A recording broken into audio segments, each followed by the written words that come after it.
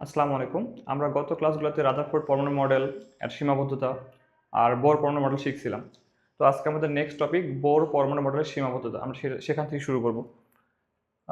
তো দেখো, আমি আগে লিখিয়ে রাখছি যে আমরা এখান থেকে অল্প অল্প করে লিখছি, জাস্ট এটুকু মনে রাখলেই তুমি বাকিগুলো বর্ণনা করতে পারবা। আমরা তিনটা কথা লিখছি যে বোর পরমাণু মডেল তারা তিনি বলছে, তিনি যা কিছু বলছিল সেখানে কি কি ব্যাখ্যা পাওয়া যায় না, সেই ব্যাপারগুলোই হচ্ছে বোরের সীমাবদ্ধতা।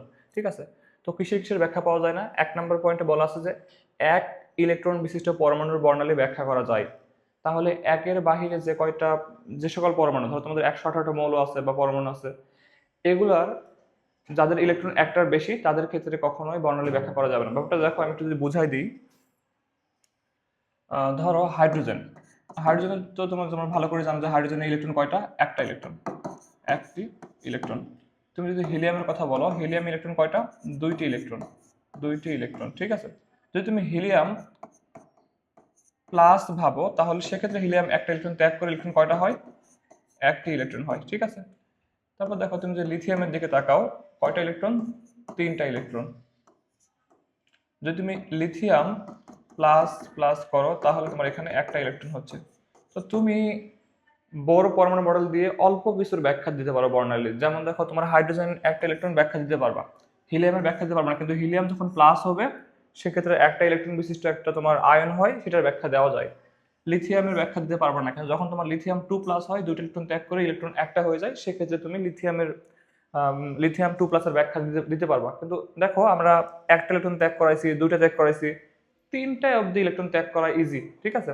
তুমি যদি এর বাহিরে ত্যাগ করতে দাও, যেমন দেখো, ধরো আমি ধরে নিলাম সোডিয়াম যে মৌলটা, এটা হচ্ছে 11 নম্বর মৌল। ওকে, সোডিয়াম হচ্ছে তোমার 11 নম্বর মৌল। তো এখন কয়টা ইলেকট্রন আছে? তোমার ইলেকট্রন আছে এখানে 11টা ইলেকট্রন। যদি তুমি ভাবো যে এখান থেকেও তুমি বর্ণালী বের করবা বোর পরমাণু মডেল অনুযায়ী, তাহলে তোমাকে 10টা ইলেকট্রন ত্যাগ করাতে হবে, যেটা বাস্তবে অসম্ভব, মানে অসম্ভব। তুমি কখনোই কোনো একটা মৌলের ক্ষেত্রে বা পরমাণুর ক্ষেত্রে সর্বোচ্চ একটা ইলেকট্রন ত্যাগ করাতে পারবা, দুইটা, তিনটা অব্দি আমরা ত্যাগ করাতে পারি। তুমি কখনোই 11 নম্বর একটা মৌলের 10টা ইলেকট্রন ত্যাগ করাতে পারবা না। ঠিক আছে? সেম সেম ভাবে তোমার বাকি যে পরমাণু বা মৌলগুলো আছে, তুমি যদি দেখো যে ধরো ক্যালসিয়াম বলো, ম্যাগনেসিয়াম বলো, অ্যালুমিনিয়াম বলো, সবাই এরা বর্ণালী দেয়। কিন্তু এদের ক্ষেত্রে কিন্তু দেখো, কেউই তোমার হচ্ছে ধরো ধরো তোমার অ্যালুমিনিয়ামের কথা যদি বলি, 13 নম্বর মৌল, কিন্তু 12টা ইলেকট্রন ত্যাগ করে না, কিন্তু আলটিমেট সে বর্ণালী দেয়। তার মানে দেখো যে একটা ইলেকট্রনের বাহিরে যে সকল মৌল আছে তারাও বর্ণালী দেয়, কিন্তু এই ব্যাখ্যাটা বিজ্ঞানী বোর সাহেব দেয় নাই। সেটা হয়তো পরের কোনো মডেল দেওয়া হয়েছে, সেটা তোমাদের অনুযায়ী, তোমাদের বই অনুযায়ী লাগবে না তোমাদের। ওকে, তাহলে আমরা একটু আবার আগে আসি।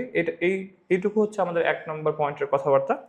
দেন আসলে আমাদের 2 নম্বর যে পয়েন্ট, বর্ণালীর ক্ষুদ্র ক্ষুদ্র রেখা সম্পর্কে কোনো ধারণা পাওয়া যায় না, এটা একটা সীমাবদ্ধতা। ব্যাপারটা কেমন দেখো, আমি দেখাই। এটা একটা পরমাণুর কেন্দ্র বা নিউক্লিয়াস, এটা 1 নম্বর কক্ষপথ, এটা হচ্ছে 2 নম্বর কক্ষপথ। ঠিক আছে? এখান থেকে যদি একটা ইলেকট্রন উপরের কক্ষপথে যায়, তাহলে সে একটা শোষণ বর্ণালী নিবে। ঠিক আছে?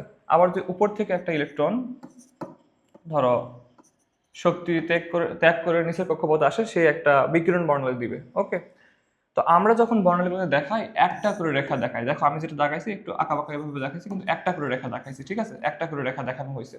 কিন্তু বাস্তবে এই বর্ণালীর রেখাগুলো একটা রেখা না। তুমি যদি কোনো একটা শক্তিশালী যন্ত্র দিয়ে দেখো, এই রেখাগুলো কেমন হয় দেখো। ধরো আমি যদি একটা শক্তিশালী যন্ত্র দিয়ে দেখতেছি, তাহলে রেখাগুলো কেমন হবে? শক্তিশালী, তাহলে আমাদের রেখাগুলো হয় আহ দেখো এই টাইপ, এই যে এই রেখাটাকে আমি ধরো দেখাচ্ছি, রেখাগুলো অনেক খন্ডে খন্ডে ভাগ থাকে, ক্ষুদ্র ক্ষুদ্র রেখায় ভাগ থাকে। ঠিক আছে? এই ক্ষুদ্র ক্ষুদ্র এই সবগুলা রেখা মিলে তুমি এই এত বড় একটা রেখা দেখতে পাচ্ছ। তো সে বৌর সাহেব একটা রেখার কথাই বলছিল, কিন্তু বাস্তবে একটা রেখা না, বাস্তবে তোমার এরকম ওই এই একটা রেখায় ক্ষুদ্র ক্ষুদ্র অনেকগুলো রেখা দিয়ে তৈরি, অ্যাজ লাইক তুমি একটা মাইক্রোস্কোপে দেখার মতো। ঠিক আছে? তো এই যে ক্ষুদ্র ক্ষুদ্র অনেকগুলো রেখা হয়েছে বর্ণালী তৈরির জন্য, সেই ব্যাপারটা বিজ্ঞানী বোর বলে নাই। তাহলে এটা একটা সীমাবদ্ধতা। আর যে 3 নম্বর যেটা থাকে, সেটা দেখো যে উপবৃত্তাকার কক্ষপথ সম্পর্কে কোনো তথ্য দেওয়া হয় নাই। এটা কি? তোমরা তোমরা যে বাস্তব জীবনে যা কিছু দেখো, ধরো এই যে একটা নিউক্লিয়াস, আর তারপরে তুমি একটা কক্ষপথ আঁকাইছো, এই কক্ষপথ আঁকাইছো, তুমি যে কক্ষপথগুলো আঁকাইছো সবগুলোই হচ্ছে বৃত্তাকার কক্ষপথ। ঠিক আছে? কিন্তু বাস্তব জীবনে ইলেকট্রনগুলো এভাবে বৃত্তাকারে ঘোরে না। ওকে, ঘোরে কিভাবে? উপবৃত্তাকারে। এই ব্যাপারটা কি জিনিস? তুমি যে বলো যে এই ব্যাপারটা ভাই বোঝায় যায় না, এটা আসলে কখনোই বোর্ডে দাগে বোঝানো সম্ভব না। উপবৃত্তাকার ব্যাপারটা হচ্ছে 3D, ঠিক আছে, ত্রিমাত্রিক ব্যাপার। আর বৃত্তাকার ব্যাপারটা হচ্ছে, বা বোর্ডে তুমি খাতায় যেগুলো লিখো এগুলো সবগুলো তোমার হচ্ছে 2D। তাহলে উপবৃত্তাকার ব্যাপারটা আসলে বোর্ডে না দেখে আমি একটু ফিল করার চেষ্টা করি ব্যাপারটা কেমন। তুমি যদি ধরো আমার হাতের এই আঙুলটাকে তুমি যে নিউক্লিয়াস ধরো, আর আমার এই হাতটাকে তুমি যদি ধরো যে আমার এই হাতটা হচ্ছে একটা ইলেকট্রন ঘুরপাক খাচ্ছে, হ্যাঁ, তো তোমাদের মডেল বা তোমাদের খাতার ছবি অনুযায়ী ইলেকট্রনটা এমনে ঘুরপাক খাচ্ছে একটা বৃত্তাকার পথে, কিন্তু বাস্তব ইলেকট্রনটা এমনে ঘুরপাক খায় না। আবার ভালো করে দেখে দেখো, এই যে এটা একটা তোমার নিউক্লিয়াস, এটা একটা ইলেকট্রন ধরো আমার এই আঙুলটা, তাহলে তোমরা কেমন ঘুরপাক খাচ্ছ এমনে, ঠিক আছে, বৃত্তাকার পথে, ওকে, কিন্তু বাস্তবে কখনো একটা ইলেকট্রন এভাবে ঘুরপাক খায় না। খায় কিভাবে? ধরো এটা যদি আবার তুমি নিউক্লিয়াস ধরো, ইলেকট্রনটা এই চারপাশে ঘুরপাক খাবে, এইভাবে চারপাশে ঘুরপাক খাবে, ঠিক আছে, তো এই চারপাশে ব্যাপারটা তুমি কখনোই দেখাইতে পারবো না, ঠিক আছে, এই ব্যাপারটাকে বলে উপবৃত্তাকার।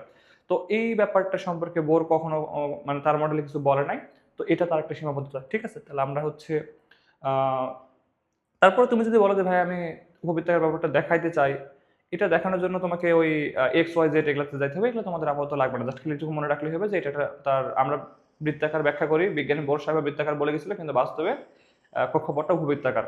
তো এইটুকুই তোমাদের সীমাবদ্ধতা ছিল। তোমরা জাস্ট হচ্ছে যখন সৃজনশীল লিখবা এই 3টা পয়েন্ট জাস্ট মনে রাখবা, আর যা যা বললাম যে বর্ণালীর কথাটা বলবা, একটু ডিটেলসে বলবা, তারপর তোমরা এই ক্ষুদ্রতম রেখা সম্পর্কে ডিটেলসে বলবা, তারপর তোমরা উপবৃত্তাকার কক্ষপথ যেটা নিয়ে বলছি, যে বাস্তবে আমরা যেটা দাগাই বা বিজ্ঞানী বোর্ড বলছে এটা বৃত্তাকার, কিন্তু বাস্তবে কেমনে ঘুরপাক খায় উপবৃত্তাকার পথে, ঠিক আছে।